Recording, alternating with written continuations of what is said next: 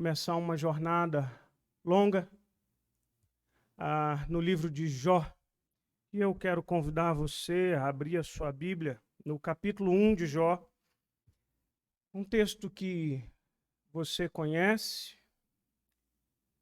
E nós vamos ler atentamente. Queria realmente pedir a você que o seu coração, que você colocasse o seu coração, toda a sua atenção diante do Senhor, para a gente estar atento àquilo que Deus tem para nos falar através da sua santa palavra. O capítulo 1, ele é um pouco extenso, e aí eu quero pedir a sua paciência comigo, porque eu não consegui deixar nenhum versículo de fora. Não teve jeito. Eu preciso lê-lo para você, tá bom? Vamos ao que diz a palavra do Senhor, Jó, capítulo 1. Havia um homem na terra de Uz, cujo nome era Jó. Homem íntegro e reto e temente a Deus, se desviava do mal. Nasceram-lhe 7 filhos e 3 filhas. Possuía 7.000 ovelhas, 3.000 camelos, 500 juntas de bois e 500 jumentas. Era também muito numeroso o pessoal ao seu serviço, de maneira que este homem era maior de todos os do Oriente. Seus filhos iam às casas uns dos outros e faziam banquetes, cada um por sua vez, e mandavam convidar as suas 3 irmãs a comerem e a beberem com eles. Decorrido o turno de dias de seus banquetes, chamava Jó a seus filhos e os santificava. Levantava-se de madrugada e oferecia holocaustos, segundo o número de todos eles, pois dizia: talvez tenham pecado os meus filhos e blasfemado contra Deus. E em seu coração assim fazia Jó continuamente. Num dia em que os filhos de Deus vieram apresentar-se perante o Senhor, veio também Satanás entre eles. Então perguntou o Senhor a Satanás: de onde vens? Satanás respondeu ao Senhor e disse: de rodear a terra e passear por ela. Perguntou ainda o Senhor a Satanás: observaste meu servo Jó? Porque ninguém há na terra semelhante a ele, homem íntegro e reto, temente a Deus e que se desvia do mal. Respondeu Satanás ao Senhor: porventura, Jó de balde teme a Deus? Acaso não cercaste de sebe a ele a sua casa e tudo quanto tem? A obra de suas mãos abençoaste, os seus bens se multiplicaram na terra. Estende, porém, a mão e toca-lhe em tudo quanto tem, e verás se não blasfema contra ti na tua face. Disse o Senhor a Satanás: eis que tudo quanto ele tem está em teu poder, somente contra ele não estendes a mão. E Satanás saiu da presença do Senhor. Sucedeu um dia em que os filhos e suas filhas comiam e bebiam vinho na casa do irmão primogênito, que veio um mensageiro a Jó e lhe disse: os bois lavravam e as jumentas passeam junto a eles. De repente deram sobre eles os sabeus e os levaram e mataram aos servos ao fio da espada, e só eu escapei para trazer-te a nova. Falava este ainda, quando veio outro e disse: fogo de Deus caiu do céu e queimou as ovelhas e os servos e os consumiu, só eu escapei para trazer-te a nova. Falava este ainda, quando veio outro e disse: dividiram-se os caldeus em 3 bandos, deram sobre os camelos e os levaram e mataram os servos ao fio da espada. Só eu escapei para trazer-te a nova. Também este falava ainda, quando veio o outro e disse: estando os teus filhos e tuas filhas comendo e bebendo vinho em casa do irmão primogênito, eis que se levantou grande vento do lado do deserto e deu nos 4 cantos da casa, a qual caiu sobre eles e morreram. Só eu escapei para trazer-te a nova. Então Jó se levantou, rasgou o manto, raspou a cabeça e lançou-se em terra e adorou. E disse: nu saí do ventre da minha mãe e nu voltarei. O Senhor deu e o Senhor tomou. Bendito seja o nome do Senhor. Em tudo isso, Jó não pecou e nem atribuiu a Deus falta alguma. Vamos orar ao Senhor. Ô Pai querido, essa hora é tão preciosa e tão importante para nós. A tua palavra alcança além daquilo que nós podemos imaginar. A tua palavra é espada de dois gumes, cortante, afiada. Ô Senhor, em nome de Jesus, olha para cada coração aqui. Nós hoje iniciamos uma nova jornada, agora no livro de Jó, falaremos de sofrimento. Mas para isso nós pedimos e precisamos da tua direção. Precisamos do consolo do Espírito Santo, precisamos da iluminação do Espírito Santo. E a minha oração é que cada irmão que aqui está, cada irmã, cada criança, cada pessoa que aqui está, coloque-se diante de ti com o coração arrebatado na tua presença. E que o Senhor, pela tua grandiosa misericórdia, fale a nós, filhos pecadores, nós precisamos de ti, Senhor, por favor. Olha para nós, para que ao sairmos daqui, deste culto, de volta para os nossos lares, nós saiamos daqui cheios de Ti, que nós recebamos renovo, força para continuar. Nós louvamos o Teu nome, por Tua graça, Teu cuidado, por Tua bendita palavra, em nome de Jesus. Amém e amém. A cada manhã, novas viúvas pranteiam, novos órfãos choram, novos lamentos golpeiam a face do céu. Esse é um trecho de Shakespeare, Macbeth, citado no livro Caminhando com Deus em Meio à Dor e ao Sofrimento, do Tim Keller. Irmãos, muito cedo a gente aprende na vida, ou muito cedo a gente é apresentado ao sofrimento, em maior ou menor grau. Seja por algo que nos fora negado, ou seja por uma dor física que nos fora afligida.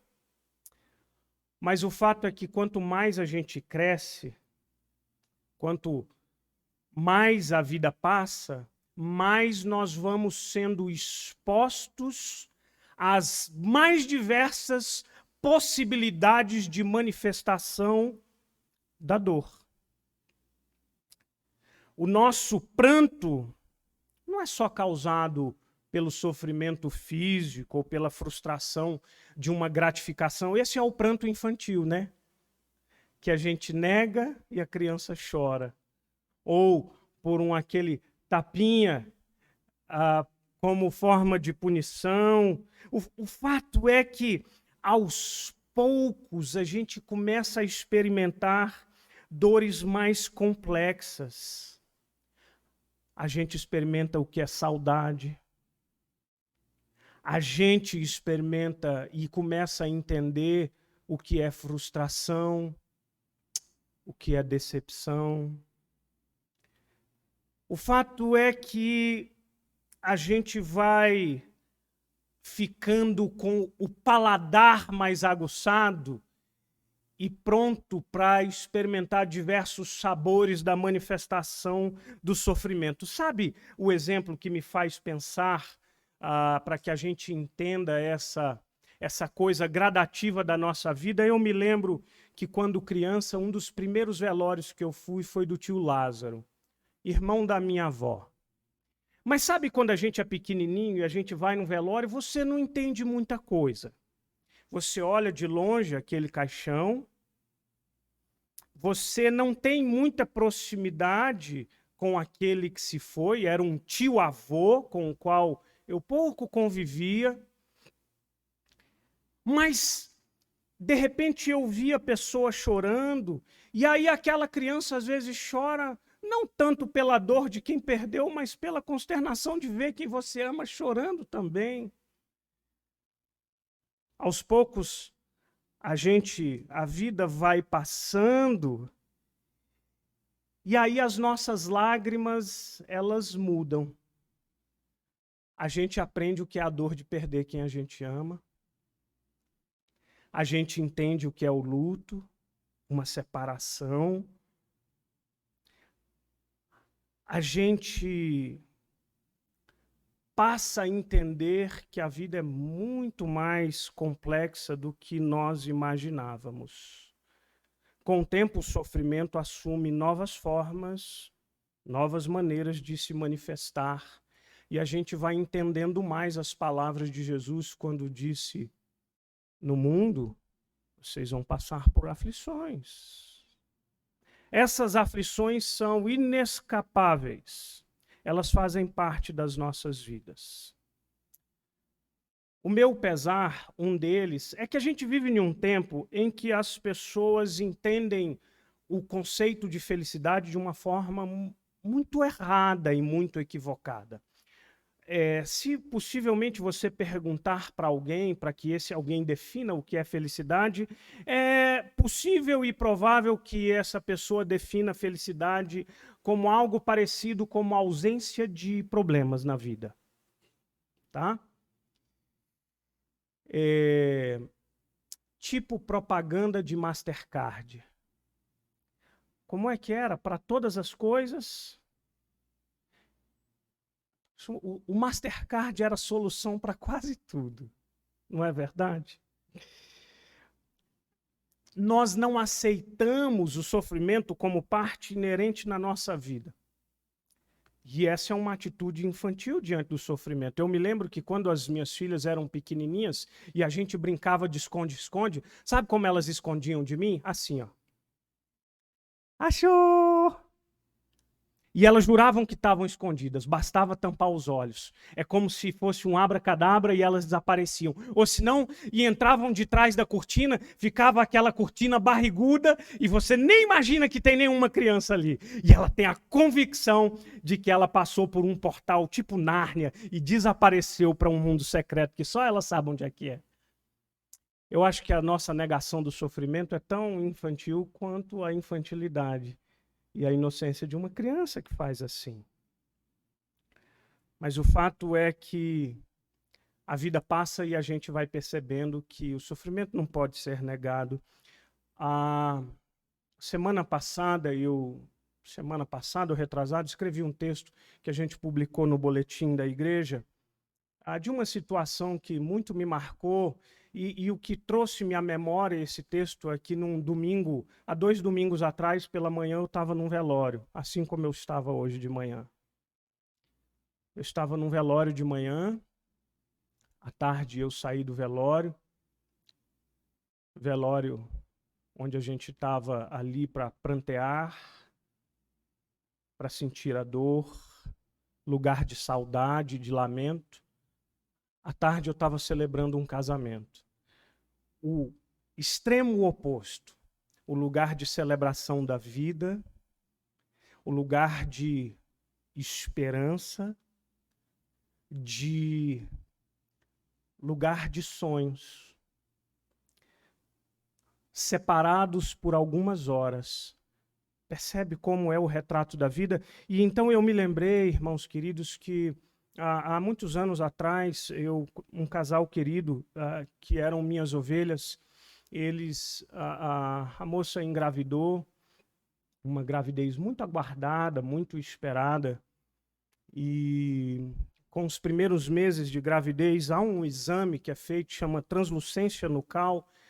Nos seus primeiros meses, salvo engano, 3 meses de gravidez, em que se faz esse exame com o objetivo de detectar ou não a presença de alguma má formação no feto. E eu me lembro que esse casal fez esse exame e esse exame estava apontando para um problema.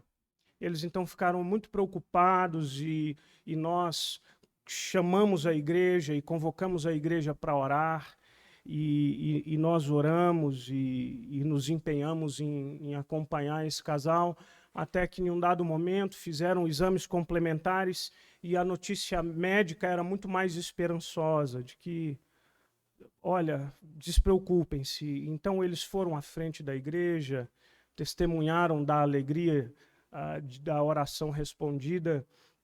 E eu me lembro que eu estava de férias de julho, e de repente eu recebi o telefonema dizendo que aquele bebê tinha morrido, o feto. não vingaram. Falei, meu Deus. Quando voltei para Brasília, primeira chance que tive, eu fui visitar o casal, muito consternado com a dor daquela perda. A perda por si só já os massacrava, mas essa perda e essa dor era agravada pelo fato, por algumas razões, uma de que a esperança de que eles haviam recebido uma cura, essa esperança foi jogada por terra. Depois aquele bebê já naquele período de gestação precisava ser expelido e foi uma experiência muito traumática de um feto vindo afora aos pedaços e o pai presenciando aquela cena terrível. E eu me lembro dele olhar para mim com lágrimas nos olhos e me perguntar como quem precisa de uma resposta e dizer, pastor, por quê? Por quê? E eu olhei para ele e também em lágrimas eu disse, meu irmão, por que a vida? Por que é a vida? Porque momentos como esses fazem parte da vida. Irmãos queridos, o sofrimento é um tema muito complexo, muito espinhoso. É difícil de ser tratado e eu diria que impossível de ser desvendado ou compreendido na sua totalidade. A gente, começando essa série em Jó, eu não tenho nenhuma pretensão de que você sairá daqui com todas as respostas que você precisa. Mas à medida que a gente vai lidando com a nossa dor e a própria dor do outro, a gente entende que para tratar de um tema como esse, a gente precisa se revestir de muita sensibilidade, de empatia, de compaixão, porque dor é dor. Não dá para a gente colocar aqui escala gradual de dor maior ou dor melhor, porque sendo ela dor, ela é real. E a gente precisa entender isso para fugir da insensibilidade no trato com a dor do outro. E presta muita atenção, você, crente em Jesus Cristo, para fugir das respostas vazias, rasas, dos clichês, que nada ajudam. Nada ajudam. O livro de Jó não tem a pretensão de trazer para nós todas as respostas, mas pode nos ajudar em muitos aspectos, pode nos apontar caminhos, trazer sim algumas respostas, dar direção, e é essa perspectiva que a gente passa, a gente tem ao começar a olhar para esse livro sem pretensões arrogantes, sem triunfalismos, sem clichês vazios, sem respostas rasas. O meu convite a você é para a gente caminhar pela história de um homem que experimentou a dor, que andou pelo vale da sombra da morte, que gemeu, que gritou, que brigou com Deus por causa do seu sofrimento. O livro de Jó é um livro belíssimo que mistura poesia e prosa. Faz parte do grupo dos livros poéticos do Antigo Testamento. Mas a gente comete um erro muito grande, dentre outros, de ler o livro de Jó. Sabe por quê? Porque é tipo aquele filme que você só pega o início e o fim. O livro de Jó a gente lê o capítulo 1, capítulo 2, depois a gente vai para o capítulo 42. São os 3 capítulos que a gente gosta de ler. Porque tem final feliz. Mas tem muito mais ali. É interessante que você precisa olhar esses 3 capítulos como que uma moldura desse livro. E no meio dessa moldura tem um quadro bem grande, complexo, cheio de cores. A gente gosta desses capítulos Ah, porque a gente gosta do Jó vitorioso, do homem da fé, do homem restaurado. A gente gosta de se identificar com o Jó que é herói, o campeão da paciência, o restaurado e o recompensado. Mas há muito mais de Jó nesse livro. E talvez esse outro Jó que você não leia é o Jó que talvez mais se pareça comigo e com você. É o Jó que chora, é o Jó que lamenta, é o Jó que não entende nem consegue achar propósito para a sua dor, para o seu sofrimento. É esse Jó que a gente vai caminhar, esse Jó como um todo. E aí, irmãos, a gente começa hoje tentando apontar caminhos e falar sobre algumas coisas no que diz respeito ao problema do sofrimento. É possível que algumas das minhas falas aqui você já tenha me ouvido em outra ocasião. Porque a Bíblia fala de sofrimento. Mas vamos olhar para a vida desse homem e eu quero dividir com você uma primeira lição.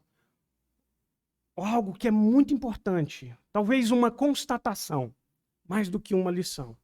Eu quero que você entenda, em primeiro lugar, que o sofrimento nos atinge a todos, indistintamente.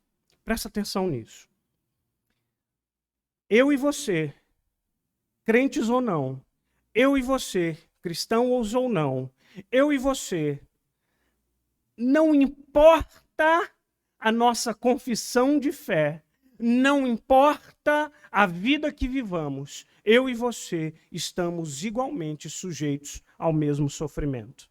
Se você olhar para os 5 primeiros versículos que a gente leu, esses 5 primeiros versículos são a descrição de quem era esse homem Jó. E eles são fundamentais para a gente entender a crise de Jó. Pouco se sabe sobre a terra de Uz, não há uma localização exata, uma terra antiga. A Bíblia diz que é uma terra do Oriente. Você vai encontrar pequenas menções, uma pequenina menção lá em Jeremias, você vai encontrar pouquíssima coisa. O fato é que a Bíblia descreve esse homem Jó, a sua localização, a sua origem. No versículo 2, esse homem que tem 10 filhos, 7 filhos e 3 filhas, esse homem que possuía muitos bens e a sua prosperidade é mensurada também pelo tamanho da sua família, algo muito comum para o Oriente daquela época. Mas esse homem, no versículo 3, a gente encontra números que descrevem a sua riqueza. 7.000 ovelhas, 3.000 camelos, 500 juntas de bois, 500 jumentas, e além de todo o pessoal que trabalhava para ele. E o versículo 3 termina dizendo que ele era o maior de todos do Oriente. Não havia homem como Jó que se tinha conhecimento. A Bíblia descreve a vida festiva dos filhos de Jó, que iam às casas uns dos outros para celebrarem a vida. E por fim, no versículo 5, a Bíblia descreve algo muito importante, a piedade e o caráter desse homem. Esse Jó que se preocupava com os seus filhos e os santificava. Esse Jó que orientava os seus filhos a seguir a lei do Senhor. Esse Jó que oferecia sacrifícios em prol desses filhos, holocaustos. Esse homem que era o sacerdote do seu lar. E a Bíblia diz que ele o fazia continuamente. Esse era o homem Jó. Esse era o caráter de Jó. A partir do versículo 6, a gente tem um outro cenário. A gente sai da terra e a gente vai para o céu. O cenário é celestial. Uma espécie, e a ideia que o texto dá, a impressão que a gente tem é que se constrói ali uma audiência celestial a partir do versículo 6. Os filhos de Deus, fazendo alusão a seres angelicais, reunidos na presença do Senhor, e ali havia um anjo diferente, cujo nome é Satanás. Nome esse que literalmente significa adversário, aquele que se opõe, o seu opositor. O Senhor pergunta nesse diálogo que se estabelece, de onde vens? E ele diz, de rodear a terra e passear por ela. Sabe o que esse texto me faz lembrar?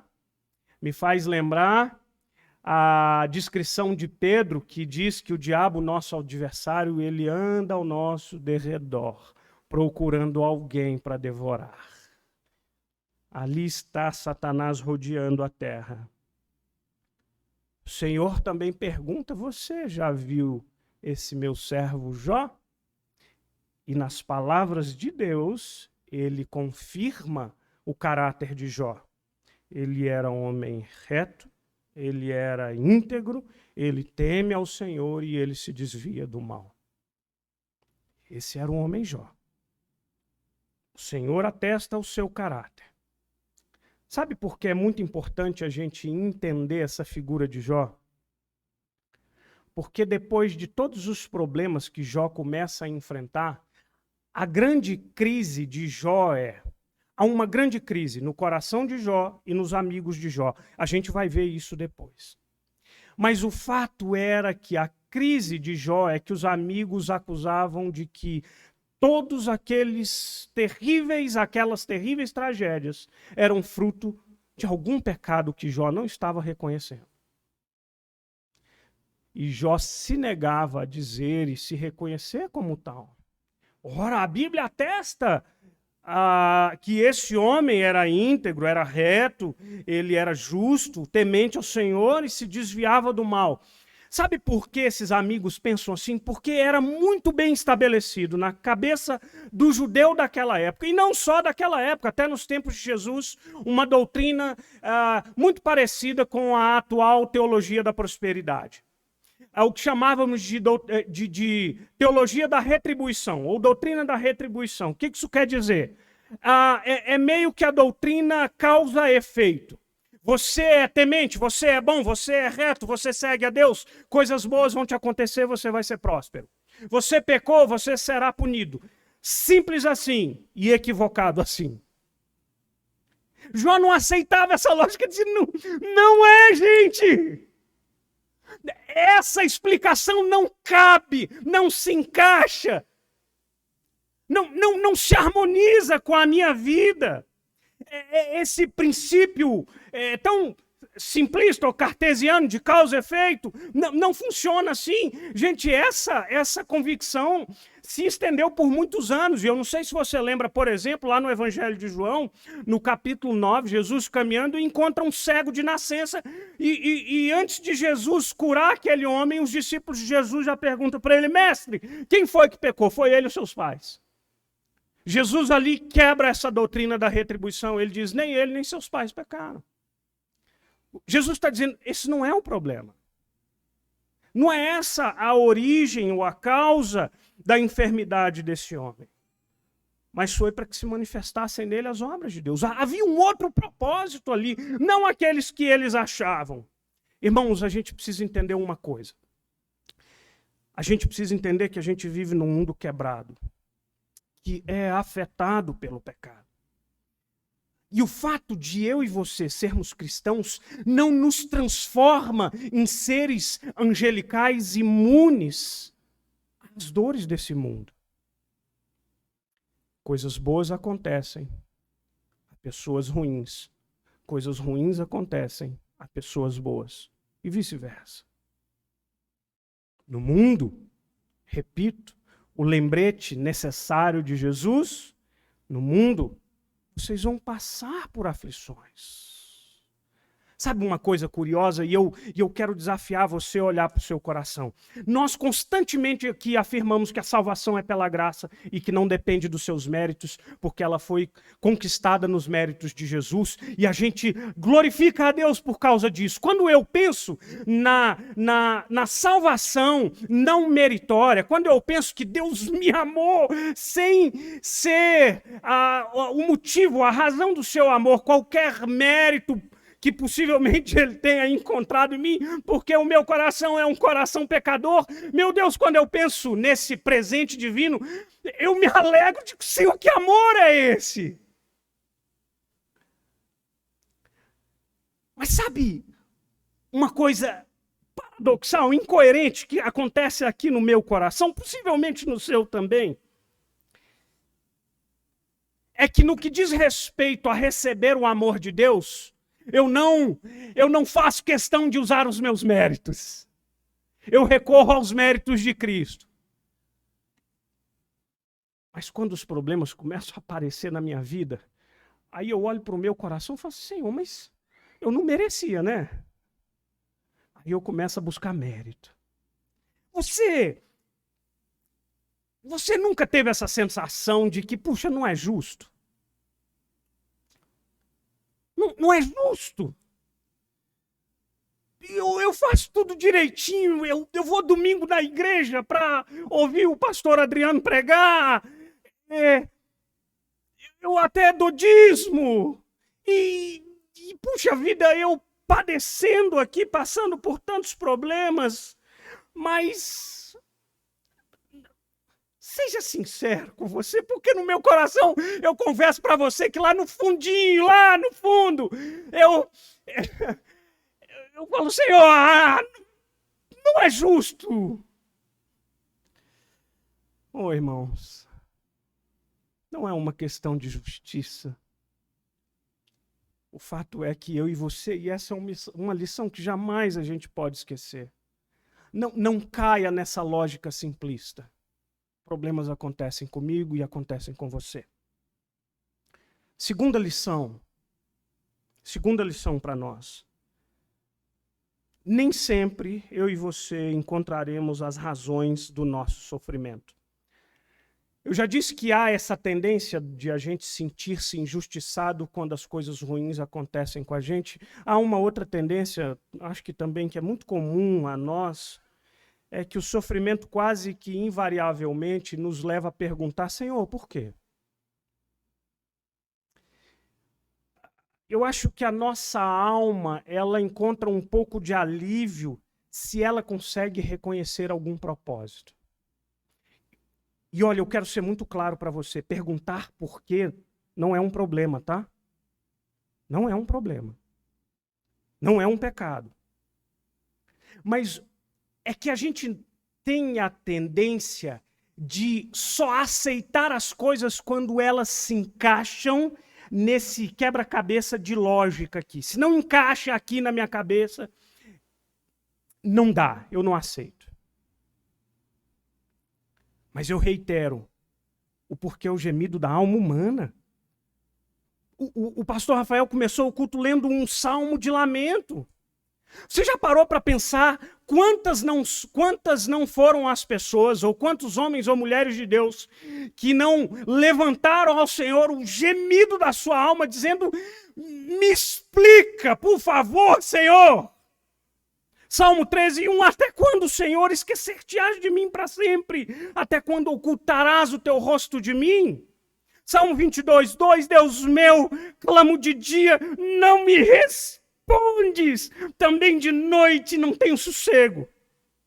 Salmo 39:12, ouve, Senhor, a minha oração, escuta quando grito por socorro, não te emudeças diante das minhas lágrimas. Salmo 42:3, as minhas lágrimas têm sido o meu alimento de dia e de noite, enquanto me dizem continuamente, e o teu Deus, onde estás? Onde está o teu Deus? Salmo 44, 23, 24, desperta, por que dorme, Senhor?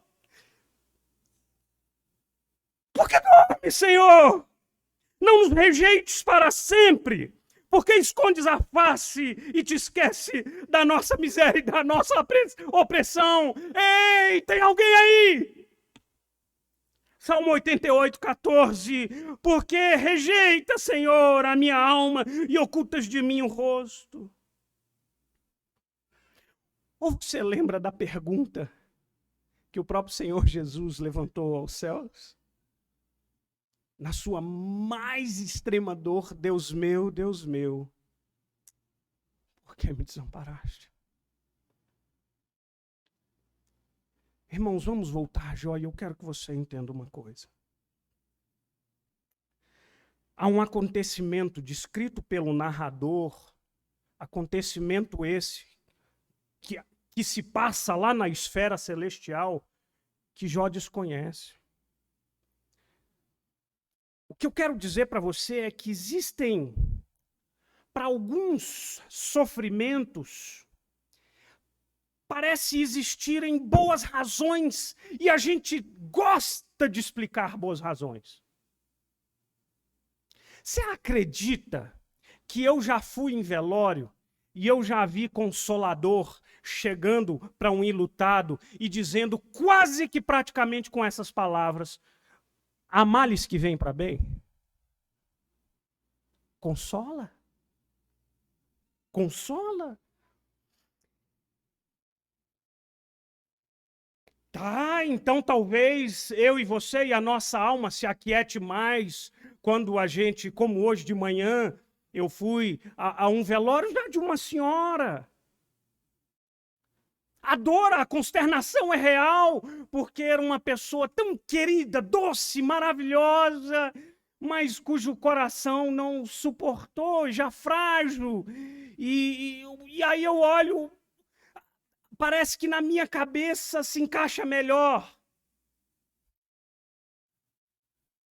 Mais do que quando eu tive que sepultar uma menina noiva de 23 anos que morreu de Covid.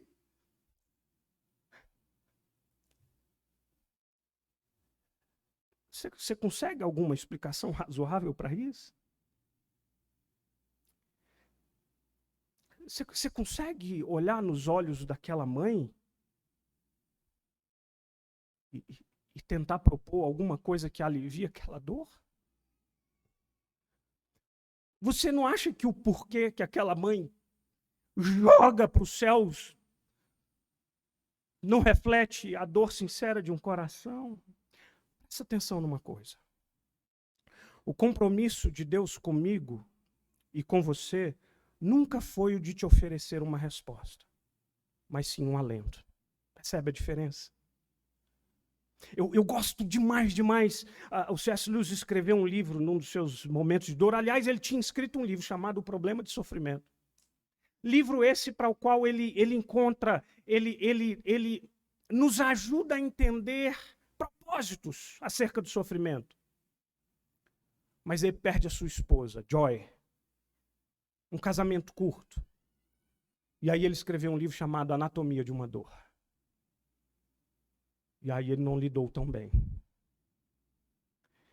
E eu jamais me esqueço que quando ele relata, o livro é uma crise de fé tremenda que, se você for fraco na fé, eu nem recomendo a leitura para maiores de 18 cristãos. Assim, tem que, é igual o Salmo de Lamento, tem que ser, não pode ser crente fraco não, tem que ler de joelho. Porque abala o coração da gente. E aí o C.S. Lewis, depois da sua caminhada de fé, depois de tanto gemer, gritar, lamentar diante de Deus, ele diz que diante de muitos dos nossos sofrimentos, quando nós clamamos ao Senhor, perguntando respostas, Deus é como aquele pai que abraça aquela criança que em desespero está abraçando o pai, dizendo assim: por quê, pai? Por quê, pai? Por quê? E aquele pai que leva a mão para trazer consolo ao filho e não dá nenhuma resposta, só abraça e diz assim: meu filho, você não entende. Eu vejo e entendo que Deus, que não tem o compromisso, porque você e eu, a gente é pequenino demais para entender alguns propósitos que são elevados demais. Assim como descreve o profeta Isaías: os meus pensamentos não são os vossos pensamentos, e os meus caminhos não são os vossos caminhos, diz o Senhor.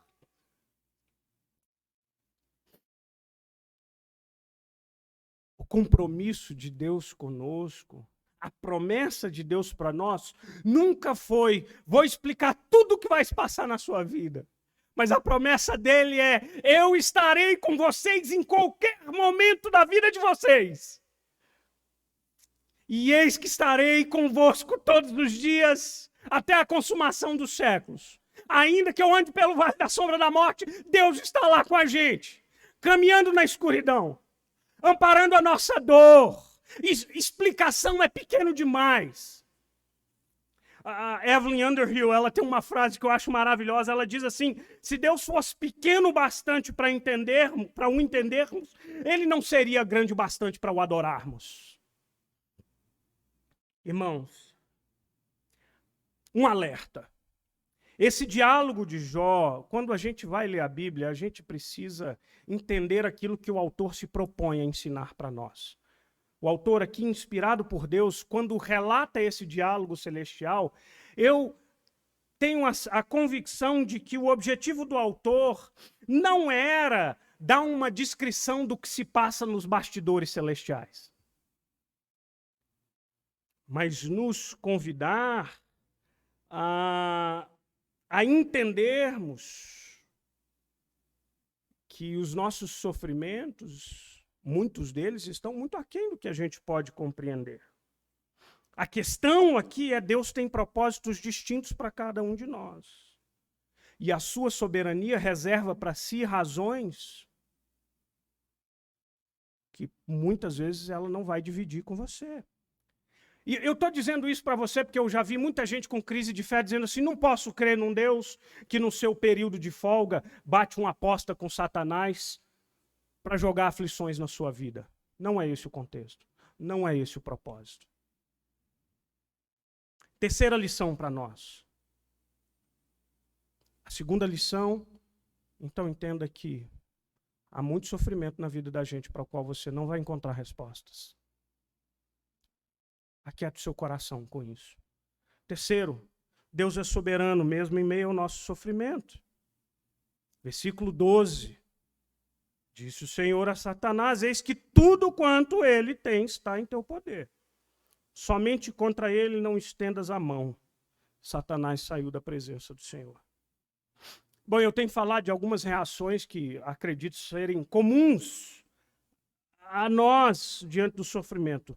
Uma dessas reações diante do sofrimento, já disse que se por um lado a gente não se acha merecedor desse sofrimento, quando o sofrimento nos aflige, por outro, aquela sensação de que o nosso sofrimento é sinônimo de abandono divino. Estou sofrendo, Deus não está comigo. Será que Deus se esqueceu de mim? Será que a minha vida está à mercê de um mundo mau? Será que eu estou ao Deus dará? Irmãos queridos, Deus é soberano sobre todas as coisas.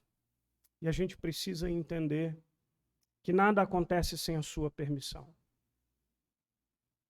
Nada acontece que não seja a sua vontade. Isso inclui o meu e o seu sofrer. Mas sabe que pensar nessa soberania de Deus, eu acho que ela traz para alguns consolo, enquanto pode trazer para outros crise de fé. Teodiceia é o nome que a filosofia encontrou para falar e debater o sofrimento, a coexistência de um Deus bom no mundo mau. Essa é a parte da filosofia que busca resposta para o problema do mal, e como harmonizar isso com a existência de um Deus onipotente. A frase, o mote que representa essa crise é: se Deus é onipotente, ele pode tudo. Se pode tudo, por que ele não elimina o mal? Se não elimina o mal, ou ele não é onipotente, ou ele não é bom. Na cabeça dessas pessoas, é impossível a gente aceitar a existência de Deus bom, de um Deus bom, diante de um mundo mau. Mas eu tenho uma pergunta para você. Por que a bondade de Deus não pode coexistir com a presença do mal? Vou te dar esse exemplo, vou te dar esse desafio. Olha para a sua vida e para as pessoas que você ama. Existem muitas formas de você demonstrar a elas amor.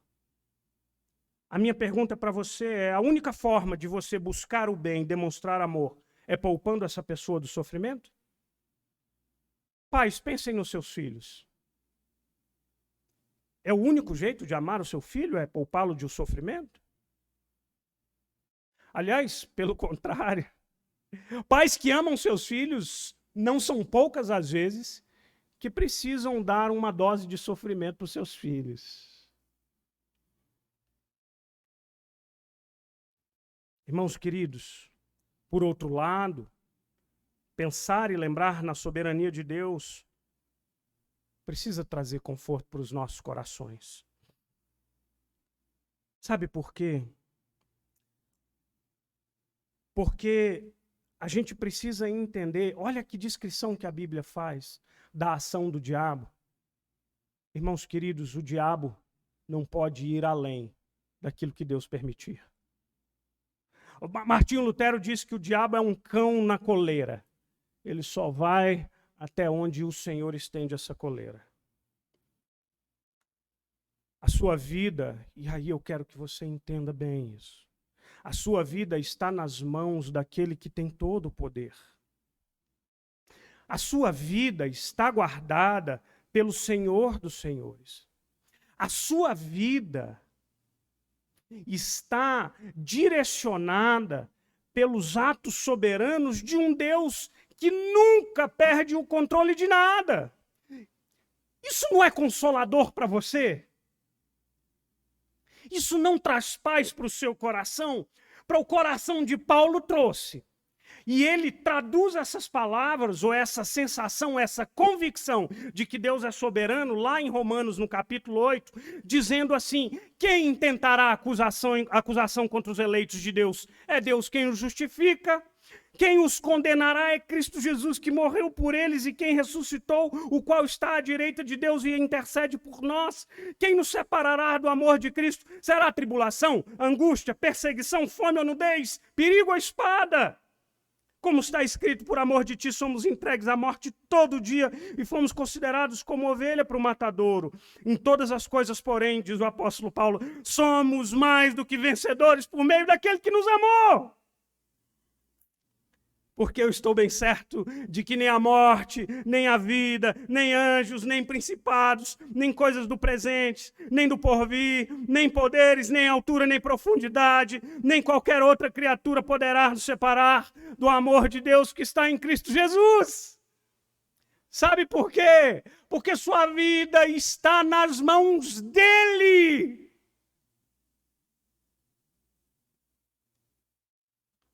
Não, de jeito nenhum.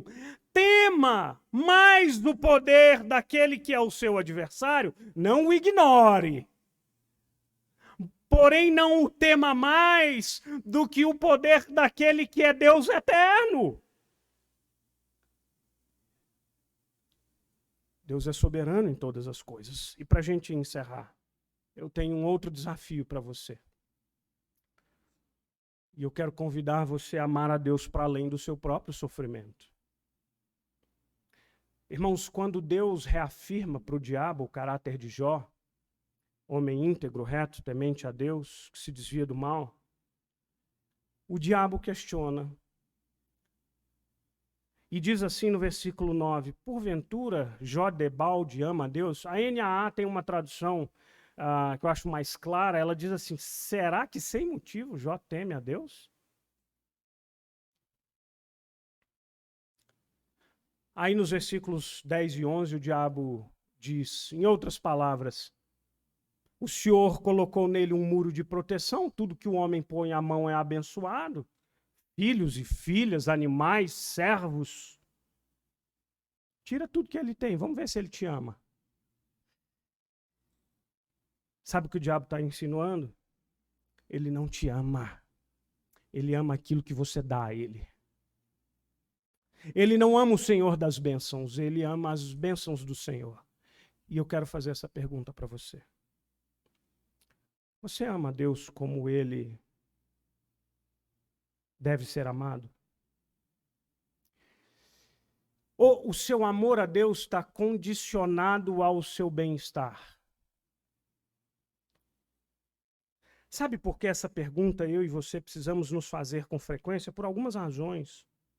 Uma delas é porque, obviamente, esse é o amor que Deus espera de você e de mim, porque Jesus resumiu todos os mandamentos dizendo, ame a Deus sobre todas as coisas. Ele é o único Deus, só Ele deve ser amado sobre todas as coisas. Segundo, Agora preste bem atenção.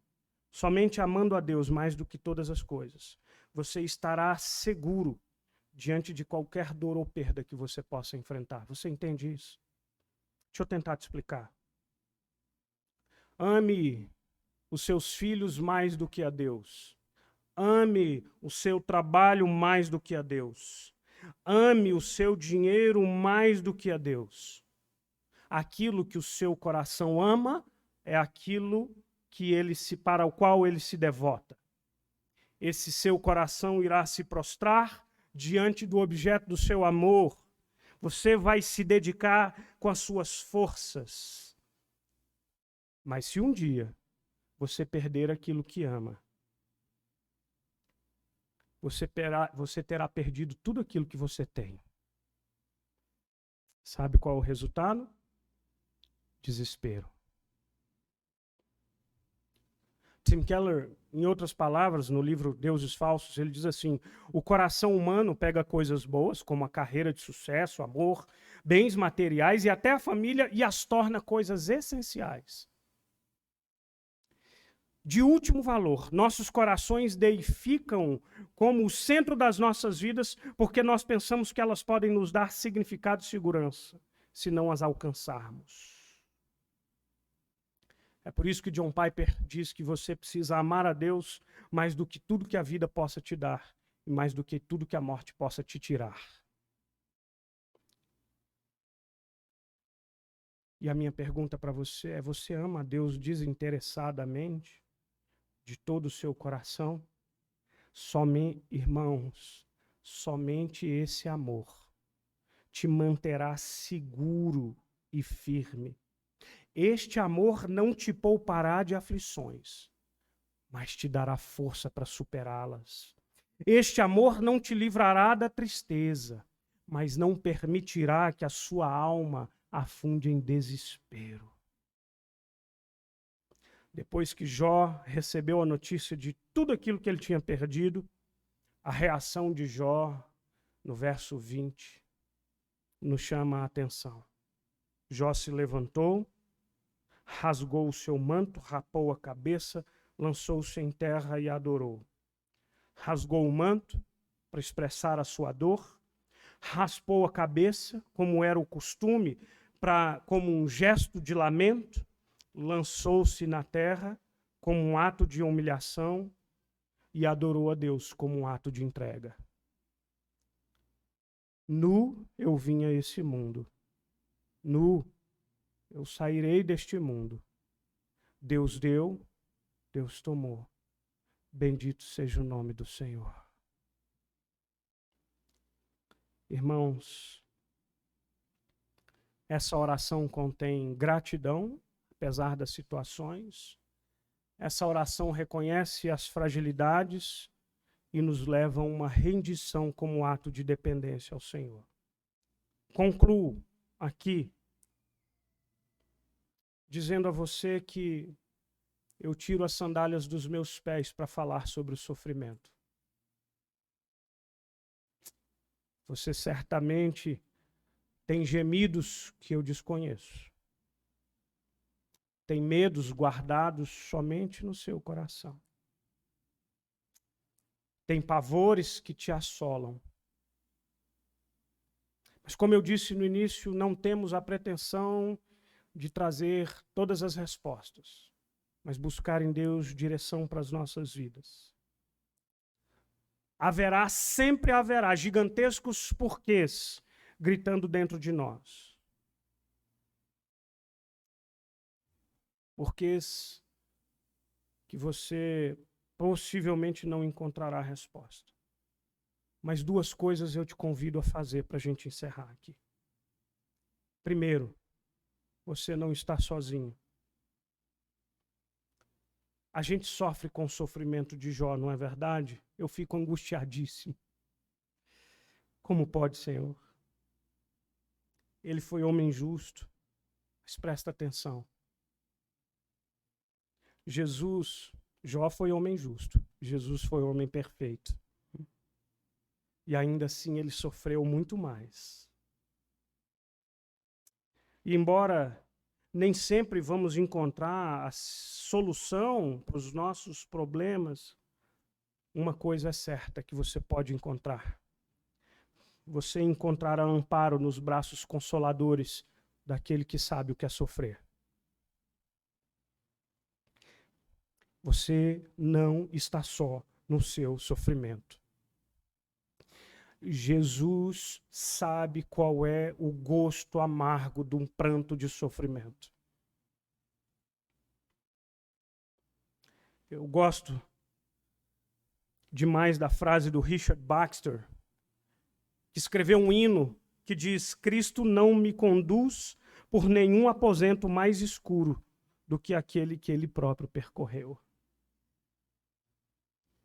Ele olha para você. Walter Júnior está aqui com a Jane, lançando o seu livro. E eu me lembro, quando eu li o livro do Walter, e nós conhecemos a história dos nossos irmãos, que passaram uma dor que eu não posso imaginar. Mas muito me alegra o coração de ver estes servos servindo ao Senhor a despeito de.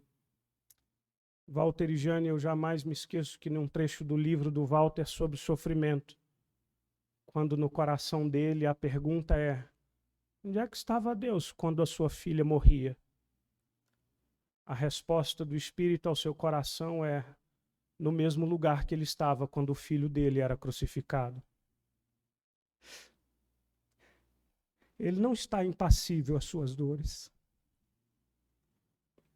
Segundo, o sofrimento de Jó foi transformador para ele. Mas o sofrimento de Cristo é transformador para nós. O sofrimento de Jó mudou a vida dele. Mas o de Jesus muda a sua vida. O sofrimento de Cristo é a manifestação do Deus que se compadece de nós. No seu plano redentor, ele não decidiu resolver os problemas do mundo como que num passe de mágica. Mas ele resolveu esses problemas colocando o peso dos nossos pecados nos ombros do seu próprio filho.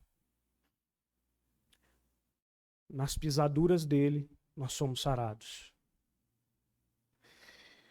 O sangue derramado por ele é garantia da minha redenção.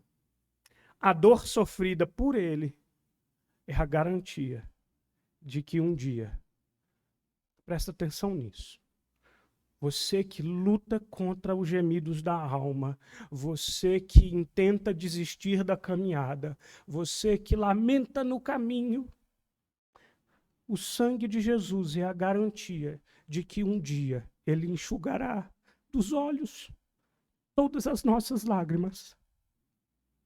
Todas. Essa é a garantia que nos traz o sangue do Cordeiro. Nós vamos agora celebrar esse sangue através do pão e do vinho que a gente cantou aqui. Convidar aqui os irmãos presbíteros, os pastores, para a gente passar para a celebração da ceia do Senhor, a ceia do servo sofredor.